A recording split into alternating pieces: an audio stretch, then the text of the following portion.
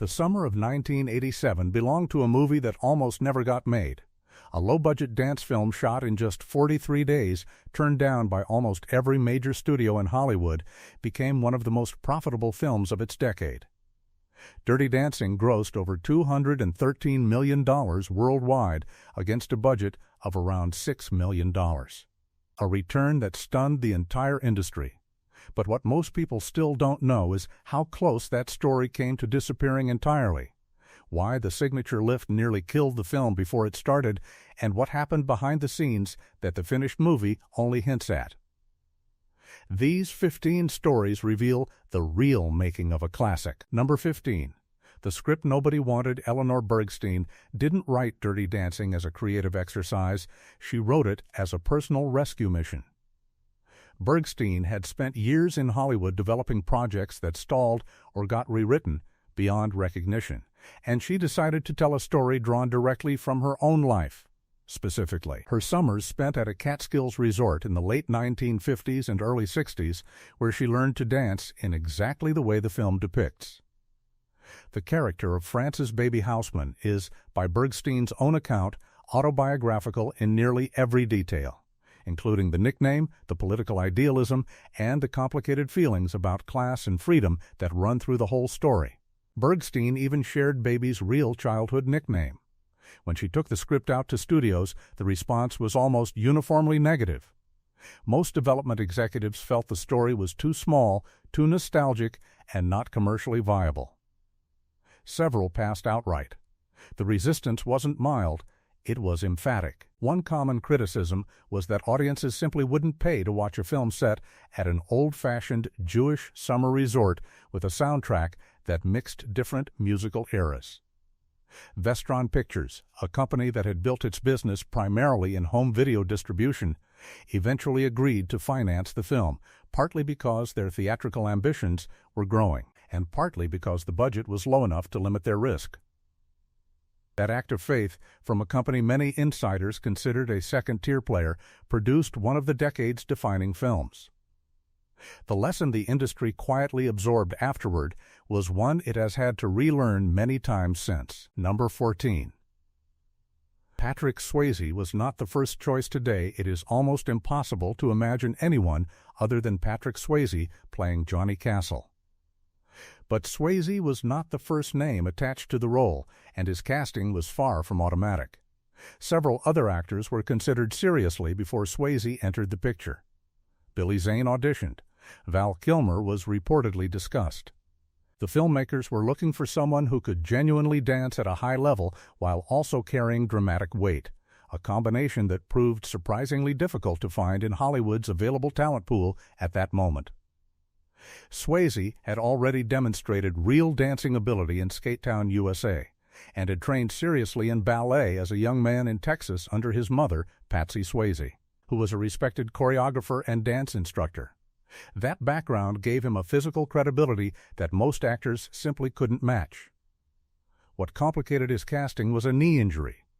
Swayze was dealing with a significant knee problem during production, which affected his training and created real anxiety about whether he could complete the physical demands of the role. He pushed through it, working with the film's choreographer Kenny Ortega, but the injury was a constant background concern throughout the shoot. Swayze also co-wrote the film's emotional centerpiece song, She's Like the Wind, which he had originally written about a different relationship entirely. The song found its perfect home here, and it became a modest chart hit, further cementing the film's place in popular culture in a way nobody had predicted. Number 13. Jennifer Grey almost turned it down while Swayze's casting involved its own complications. Jennifer Grey's path to playing Baby was shaped by a specific kind of anxiety that had nothing to do with her dance ability or dramatic range, both of which were considerable. Grey had just finished filming Ferris Bueller's Day Off, where she played Ferris's frustrated older sister Jeannie. That film had been a significant commercial success, and Grey was in a reasonably strong position professionally. The concern about Dirty Dancing was different. She worried that the role of Baby, a sheltered, somewhat naive teenager learning to find herself at a summer resort, might not be taken seriously, either by critics or by the industry. There were also early conversations about the film's sexual and emotional frankness that gave her pause. The story didn't shy away from the abortion subplot, the class tensions, or the physical intimacy between Baby and Johnny. For a young actress navigating her career carefully, those elements carried professional risks. What ultimately convinced Gray, according to her own accounts, was a screen test with Swayze. Their chemistry was immediate and unmistakable. The electricity between them wasn't manufactured by clever editing or favorable lighting, it was simply there, visible to everyone in the room. The screen test is said to have been watched multiple times by producers who couldn't quite believe how naturally the two connected. That chemistry became the entire engine of the film. Without it, the story's emotional logic collapses. Gray's instinct to trust what she felt in that audition room turned out to be exactly right. Number 12, a real abortion story in a Hollywood film. By the standards of mainstream Hollywood entertainment in 1987, the abortion subplot in Dirty Dancing was genuinely unusual. Penny, the resort's dance instructor, played by Cynthia Rhodes, requires an illegal abortion after becoming pregnant, a procedure that goes badly wrong and must be corrected by Baby's father, a physician played by Jerry Orbach. Eleanor Bergstein fought hard to keep this element in the script. The film is set deliberately in the summer of 1963, before the Roe v. Wade decision of 1973, and Bergstein was specific about that choice. The illegal and dangerous nature of what Penny undergoes is not background detail. It is the moral and emotional pivot around which much of the story turns. Studio nervousness about this storyline was significant. There were suggestions during development that the subplot could be softened, reframed, or removed entirely to reduce the risk of controversy and protect the film's commercial appeal. Bergstein refused. Her position was that removing the abortion story would gut the film's honesty and distort the historical reality she was trying to capture. She understood the risks. She also understood that the scene where Baby confronts what has happened to Penny and decides to act is the moment the film's heroine truly becomes herself. The subplot was retained. Critics noticed it. Many praised the film specifically for its willingness to treat the subject with directness and compassion. It remains one of the more quietly courageous creative decisions in any popular film of that era. Number 11. The Catskills setting had a specific cultural history. The Catskills resort world that provides the setting for Dirty Dancing wasn't simply a nostalgic backdrop chosen for visual warmth. It represented a specific and genuinely important chapter in American cultural history that Bergstein wanted to document while it was still within living memory. The resort belt in the Catskill Mountains of New York, sometimes called the Borscht Belt, had been a thriving summer destination for working-class and middle-class Jewish families from the 1930s through the early 1960s. These resorts operated as enclosed social worlds with their own hierarchies, entertainment traditions, and unspoken rules about class and aspiration. By the time Bergstein was writing the screenplay, that world had largely disappeared. Changing vacation habits, the rise of affordable air travel, and shifting demographics had emptied out most of the grand resorts. Writing Dirty Dancing was, among other things, an act of cultural preservation. The film captures the specific texture of that world, the social divisions between guests and staff, the entertainment culture that produced so many American comedians and performers, and the generational tensions between immigrant parents who had worked to achieve stability and their American-born children who wanted something less defined and more free. Filming did not take place in the Catskills. The production used Mountain Lake Lodge in Virginia and Lake Lure in North Carolina as its primary locations. But the social and cultural world Bergstein described came directly from her own experience of the real thing, and that specificity is part of what gives the film its unusual density of feeling. Number 10. Kenny Ortega choreographed the film before he was famous. The dance sequences that make Dirty Dancing unforgettable were choreographed by Kenny Ortega, who is now widely recognized as one of the most important choreographers and directors in popular entertainment. In 1987, however, he was still building his reputation. Ortega had worked on Xanadu and had done substantial work in television and live performance, but Dirty Dancing was a significant step up in profile. He brought both classical dance training and a genuine feel for popular, vernacular movement, exactly the combination the film required. The central challenge was making the dancing feel simultaneously authentic and emotionally expressive. The Dirty Dancing of the title is rooted in real vernacular dance styles, Latin-influenced movements with close physical contact that were genuinely considered improper in polite society of the early 1960s. Ortega needed to present this dancing as transgressive without making it seem grotesque, and as romantic without sentimentalizing it. He also had to work around Swayze's knee injury throughout the shoot, adjusting sequences to protect the actor while keeping the physical energy intact. Ortega would go on to choreograph the closing ceremony of the 1984 Los Angeles Olympics, direct the High School Musical franchise, and create and direct the Michael Jackson concert film This Is It. His work on Dirty Dancing looks, in retrospect, like the fully formed expression of talents that would shape popular entertainment for another 4 decades. Number 9.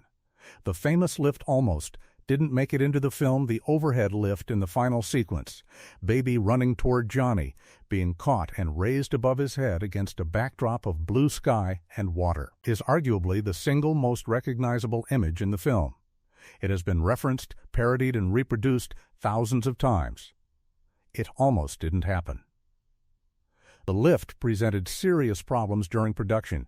Jennifer Grey had a significant fear of water, and the early practice sessions for the lift took place in a lake where the cold and the depth created real anxiety for her. Accounts of the rehearsal process describe numerous failed attempts, with Grey losing her nerve or the timing simply not working. The sequence required both performers to be in almost perfect physical and emotional sync, and achieving that synchronization consistently proved genuinely difficult. There were moments during production when the filmmakers seriously considered dropping the lift from the finale or replacing it with a different movement. The risk of injury was real. Grey's water anxiety was real. The timeline was pressing. What finally made it work, according to both performers in various interviews, was a decision to stop worrying about technical perfection and simply commit to the emotional meaning of the moment. When they stopped thinking about the mechanics and trusted each other, the lift clicked. The finished shot lasts only a few seconds on screen. The work that went into those seconds took considerably longer. Few moments in cinema history have generated a greater return on emotional investment. Number 8. Jerry Orbach's career was at a low point. Jerry Orbach, who plays Baby's father, Dr. Jake Houseman, is remembered today primarily as Detective Lenny Briscoe in Law and Order, a role he inhabited for 12 seasons beginning in 1992. But when Dirty Dancing was made, Orbach's career was in a significantly quieter phase. Orbach had been a major Broadway star, originating the role of El Gallo in The Fantastics and starring in Chicago and 42nd Street. His theatrical credentials were exceptional. His film career had been considerably more uneven, and by the mid-1980s he was not a first-call Hollywood name. The role of Dr. Houseman was not a large one, but it was pivotal. The character carries the film's central moral complexity. He is neither villain nor hero, but a loving father whose assumptions about class and propriety cause real harm, and who must reckon with that, honestly, by the end. Orbach brought enormous intelligence and discipline to the part. His final scene with Swayze's character, the moment where he acknowledges that he misjudged Johnny, is brief, but it carries the emotional resolution the whole film has been building toward. Orbach plays it with complete simplicity, which is exactly right. The film gave his screen career a genuine boost. When Law and Order came along 5 years later, Orbach was ready for it. But Dirty Dancing deserves some credit for keeping his name visible during a transitional period. Number 7. The soundtrack changed the music industry's approach to film albums. The Dirty Dancing soundtrack album became one of the best-selling soundtracks in recording history, and its success fundamentally changed how the film and music industries thought about soundtrack releases. The album was unusual for its time because it deliberately mixed musical eras. The film is set in 1963, and the music played at the resort by the staff includes authentic early 60s tracks, songs by artists like Mickey and Sylvia and the Ronettes. But the film also includes contemporary songs written specifically for the production, including Bill Medley and Jennifer Warnes's The Time of My Life, which won the Academy Award for Best Original Song. This mixing of period authenticity with new commercial material was a calculated creative decision, and it worked beyond anyone's reasonable projection. The soundtrack spent 18 weeks at #1 on the Billboard chart. It sold over 32 million copies worldwide. It became the first soundtrack album to sell 1 million copies on compact disc. The Time of My Life became one of the most recognizable songs of the entire decade, and its association with the film's final scene made it almost impossible to hear without picturing that moment. The commercial model the Dirty Dancing soundtrack demonstrated, combining period-appropriate material with new, radio-friendly recordings, was studied and imitated extensively in the years that followed. Producers began approaching soundtracks as genuine artistic and commercial products rather than afterthoughts, and the film industry's relationship with popular music was measurably altered. 6. The film was shot in just 43 days. Given how polished and emotionally complete the finished film feels, it is genuinely startling to learn that Dirty Dancing was shot in approximately 43 days during the summer of 1986. That timeline reflects both the budget constraints and the need to capture specific locations before conditions changed. Director Emile Ardolino, who came from a documentary background, having won an Academy Award for his documentary He Makes Me Feel Like Dancin', used his nonfiction instincts to work efficiently. He encouraged naturalistic performances and trusted his cast to find the emotional truth in scenes without excessive rehearsal time. That approach suited both Swayze and Gray, whose chemistry functioned best when it wasn't overmanaged. The production filmed at 2 primary locations. Mountain Lake Lodge in Pembroke, Virginia provided the resort's main buildings and the setting for the staff cabin sequences. Lake Lure in North Carolina provided the water and outdoor settings, including the famous lift sequence and the practice sessions on the log in the lake. Both locations were filming simultaneously in some periods, with the unit splitting to maximize the schedule. This created logistical pressures that the filmmakers managed with impressive discipline. The compressed schedule also meant that certain scenes were simplified or shortened in the field when the original conception proved too ambitious for the available time. Some of those practical adjustments turned out to improve the film, forcing the storytelling to be leaner and more direct than the script had sometimes been. 5.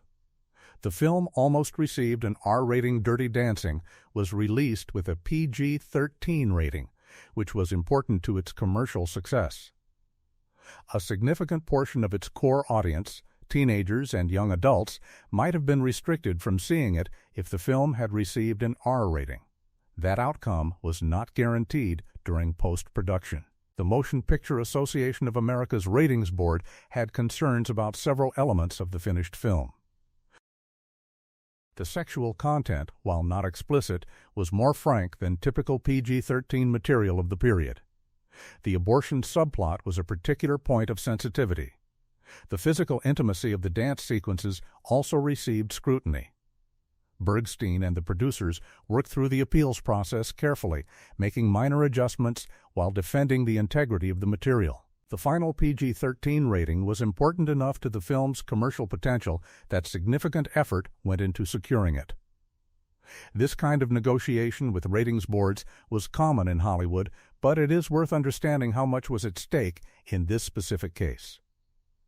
A film with Dirty Dancing's subject matter and sensibility carrying an R rating, released by a company without major studio distribution muscle, would have faced a substantially more difficult commercial path. The PG-13 rating helped the film reach the audience it needed. That audience responded with an enthusiasm that exceeded everyone's expectations, and the film's first weekend box office numbers surprised even optimistic observers at Vestron. 4. The ending was changed late in the process. The final sequence of Dirty Dancing, Johnny's return to the Kellerman's resort, the announcement that nobody puts baby in a corner, The spontaneous performance in the ballroom and the concluding lift feels so inevitable that it is hard to imagine the film ending any other way. But the shape of that ending was not fixed until relatively late in the production and editing process. Eleanor Bergstein's original conception of the story's conclusion was somewhat less triumphant in its staging. The emotional destination was the same, but the specific mechanics of how Johnny and Baby's reconciliation played out in front of the resort guests were adjusted during editing to give the finale more theatrical power. The line, "Nobody puts Baby in a corner," which has become one of the most quoted lines in American cinema, was written by Bergstein and appears in the shooting script. But the precise staging and pacing of the scene that surrounds it was refined significantly in post-production. Music choices also shaped the ending. The decision about exactly when the time of my life begins and how the dance sequence builds into the lift involved considerable editing experimentation. Emile Ardolino cut the finale multiple times before the version in the released film was settled on. What emerged was a finale that functions almost like a piece of musical theater, structured, propulsive, emotionally earned. It is one of the most satisfying endings in popular cinema of its era, and its construction required more careful craft than its seemingly effortless energy suggests. Number 3. Vestron Pictures collapsed despite the film's success here is one of the stranger ironies in Hollywood business history. Vestron Pictures, the company that took a chance on Dirty Dancing when no major studio would, did not survive long enough to enjoy the full fruits of its gamble. Dirty Dancing was a transformative commercial success. It grossed over $213 million worldwide. Its home video sales were enormous, fitting for a company that had built its foundation in that market. The soundtrack was a runaway hit. By any measure, Vestron had produced one of the decade's most profitable films, but the company had used the confidence generated by Dirty Dancing's success to expand its production ambitions rapidly, greenlighting a series of more expensive films that largely failed to perform. The overhead grew faster than the revenue.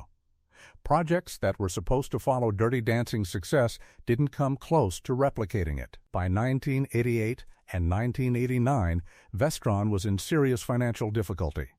The company effectively ceased theatrical film production and eventually dissolved. The rights to Dirty Dancing passed through several ownership transitions. This story is not unique in Hollywood. Sudden success has a way of generating overconfidence and overexpansion. But there is something particularly striking about the company that produced one of the decade's biggest hits, failing to benefit from it in any lasting way. The film outlived the studio that made it by decades. Number 2. The cultural impact lasted well beyond the film's release. Dirty Dancing did not simply perform well in the summer of 1987 and then fade. It became a sustained cultural phenomenon in a way that distinguished it from other successful films of its era. The home video release was a major part of this. Vestron understood the home video market intimately, and the film was positioned carefully for that audience. People watched it repeatedly, something that was becoming possible for the first time in the home video era. And that repeated viewing built a level of personal attachment that theatrical releases rarely generate. The film developed an especially passionate female audience that felt, and has continued to feel, a specific ownership of the story. Baby's journey, her intelligence, her idealism, her choices, her awakening, resonated with young women in a way that much of Hollywood's output did not. The film treated its female protagonist's inner life as genuinely important, and audiences recognized that. A stage musical adaptation opened in Australia in 2004 and eventually toured internationally, demonstrating the story's theatrical viability. A television series was attempted in 2008, though it was short-lived. A sequel film called Dirty Dancing was produced for television in 2017 to a mixed reception that mostly confirmed how specific and unrepeatable the original's magic had been. The original film's cultural footprint in music, in dance culture, and feminist film discussion in the lexicon of quoted lines has proven remarkably durable. That durability is not accidental. It reflects the genuine quality and honesty of what Bergstein, Ardolino, Swayze, and Gray created in those 43 days. Number 1. Eleanor Bergstein fought to keep the title. The most surprising creative battle in the making of Dirty Dancing was not about the abortion subplot, the casting, the rating, or the money. It was about 2 words. Almost everyone involved in bringing the film to market wanted to change the title. Dirty Dancing struck executives, marketers, and distributors as too crude, too limiting, and potentially damaging to the film's commercial prospects. The fear was that the title would signal exploitation cinema rather than the romantic, emotionally serious story the film actually was, and that it would drive away the mainstream audience the film needed to succeed. The suggestions for replacement titles were numerous. None of them have been widely publicized because none of them stuck, but Bergstein has spoken in multiple interviews about the sustained pressure she faced to abandon her title. Her resistance was not stubbornness for its own sake. The title Dirty Dancing meant something specific and true. The dancing in the film, the close, hip-driven, erotically charged movement that the staff performs in their cabin away from the guests, was called dirty dancing. That was the real term, used in real places by real people. Changing the title to something more palatable would have been a small but telling dishonesty, a smoothing out of the film's commitment to capturing an experience as it actually was. These 15 stories reveal something important about why Dirty Dancing endures when so many films from its era have faded. It was made by people who refused to smooth away the things that made it uncomfortable: the abortion, the class anger, the physical frankness, the title itself. A script that nobody wanted became a film that almost everyone has seen. If you have a memory connected to this film or a fact we didn't cover, leave it in the comments below. And if you want more stories like these, subscribe. There's a lot more where this came from.